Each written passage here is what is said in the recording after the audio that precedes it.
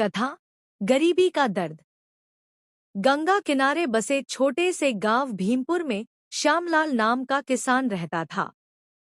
वह बेहद मेहनती था। सुबह सूरज निकलने से पहले खेतों में काम शुरू करता और रात देर तक मजदूरी करता। लेकिन उसकी मेहनत के बावजूद उसके घर में हमेशा तंगी रहती। पत्नी गोमती कभी बच्चों को भूखे सुला देती, तो कभी खुद बिना खाए रह जाती। उनके दो बच्चे, सीमा और मोहन, स्कूल जाना चाहते थे, लेकिन गरीबी की वजह से किताबें भी पूरी नहीं खरीद पाते। एक दिन गांव में मेले का आयोजन हुआ।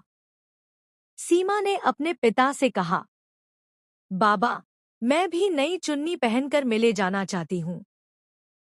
श्यामलाल का मन रो पड़ा। जेब में पैसे ही नहीं थे। उसने बेटी को बहलाते हुए कहा, बिटिया, अगले साल जरूर लाऊंगा। सीमा ने धीरे से जवाब दिया, बाबा, क्या गरीब बच्चों की कोई इच्छा पूरी नहीं होती? ये शब्द श्यामलाल के दिल में तीर की तरह चुभ गए। वह सोचने लगा, सचमुच गरीबी एक ऐसा अभिशाप है जो इंसान की हर ख्वाहिश को दबा देता है। समय बीतता गया। गांव में एक सेठ रहता था, धनीराम। उसके पास इतना धन था कि कई पीढ़ियां भी खा लें, लेकिन उसका मन कभी तृप्त नहीं होता। एक दिन उसने श्यामलाल को सबके सामने ताना मारा, अरे श्यामू, तू चाहे जितनी मेहनत कर ले, गरीब ही रहेगा। यह तेरी किस्मत का लिखा है। गरीब लोग जन्म ही दूसरों की सेवा के लिए लेते हैं।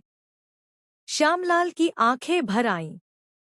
उसने धीरे से कहा, सेठ जी, गरीबी सचमुच एक अभिशाप है, लेकिन यह भगवान की दी हुई सजा नहीं, बल्कि समाज की बनाई हुई दीवार है। अगर अमीर लोग गरीबों का मजाक उड़ाने की बजाय उनका सहारा बने, तो शायद गरीबी किसी का अभिशाप न रहे।